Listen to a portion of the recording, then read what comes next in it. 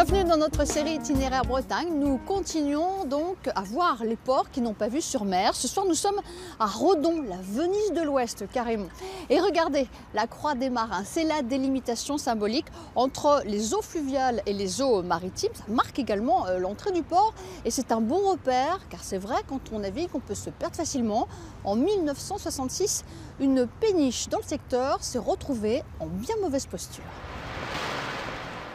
Se retrouver aux pâquerettes, abandonné en plein champ telle une épave encombrante, contemplée avec un certain ahurissement par les terriens, c'est la vexante mésaventure survenue jeudi soir vers 21 h à la péniche Laborieux qui allait de Redon à Nantes en empruntant le canal de Nantes à Brest.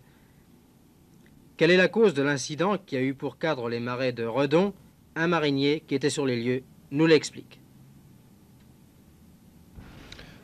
C'est par une erreur de phare à la nuit, vers 8 h. Il a confondu un repère avec un autre. Alors, comme tous les prés étaient couverts par une forte crue qu'il y avait eu précédemment, il n'a pas pu distinguer le pré de la rivière. Alors le bateau s'est échoué, quoi.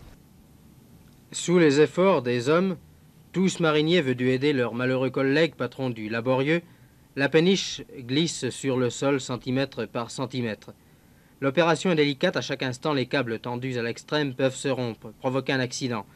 Néanmoins, si tout se passe selon les prévisions, les 40 tonnes de la péniche ne sauraient plus tarder, semble-t-il, à retrouver leur élément.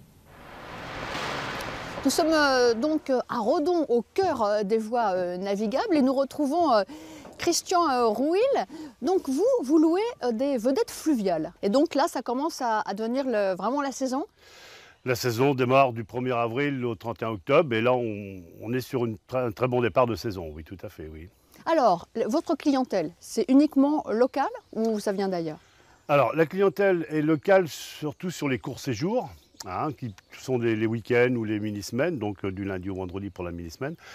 Et après, pour les périodes qu'on appelle d'une semaine, quoi. Donc là, après, on retrouve des clientèles de toute la France, voire de l'étranger, y compris l'international, australien, américain. Il n'y en a pas beaucoup quand même. Pas beaucoup, mais de plus en plus. Alors on disait Redon vraiment au cœur des voies navigables, ce qui fait qu'on peut aller où? Et combien de temps? Alors l'avantage d'être situé à Redon, c'est qu'on est dans un carrefour. Donc on peut aller très facilement à Nantes sur une semaine en aller-retour ou aller en direction aller jusqu'à Josselin, voire un peu plus loin, ce sont des circuits pour une semaine, ou carrément aller jusqu'à Dinan, jusqu'à l'autre bout, donc faire la liaison Manche-Océan.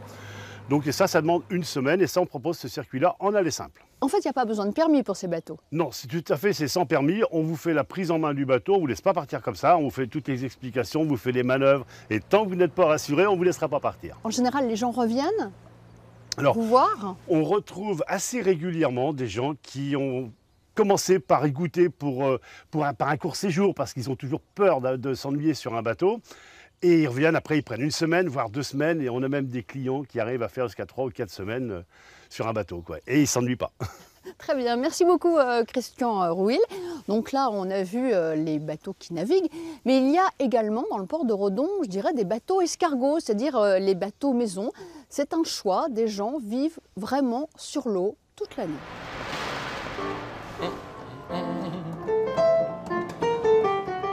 Cédric est musicien professionnel. Depuis 1 an, il vit sur son bateau et régulièrement, il vient tranquillement jouer du piano et répéter dans ce cinéma-café.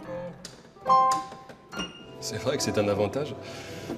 À part d'avoir un studio dans une grande maison, j'ai un petit bateau, mais j'ai un grand studio de répétition finalement.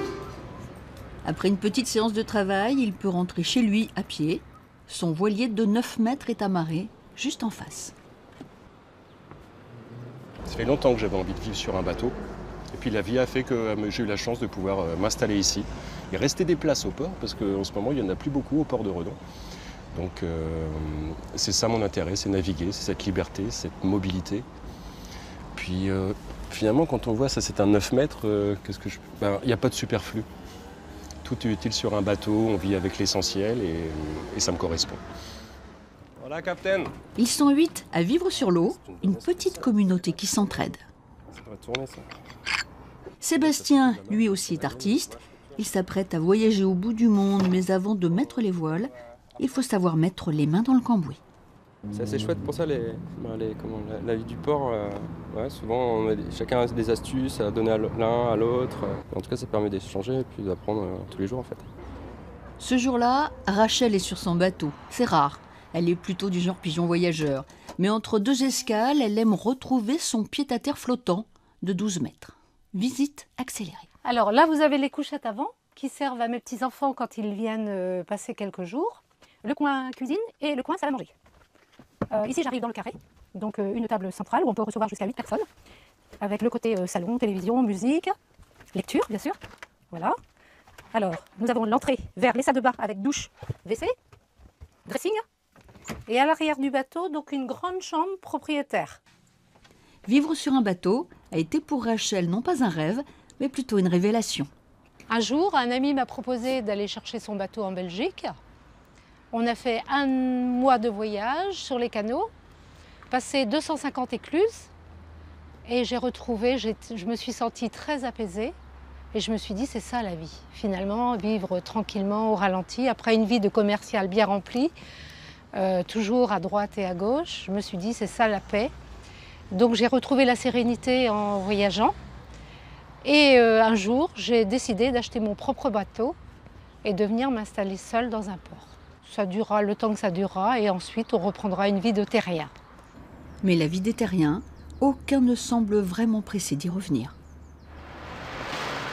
Ah, vraiment, Redon, c'est l'invitation au voyage et pas forcément loin, puisque là nous sommes aux confins de l'Ille-et-Vilaine, du Morbihan et de la Loire-Atlantique.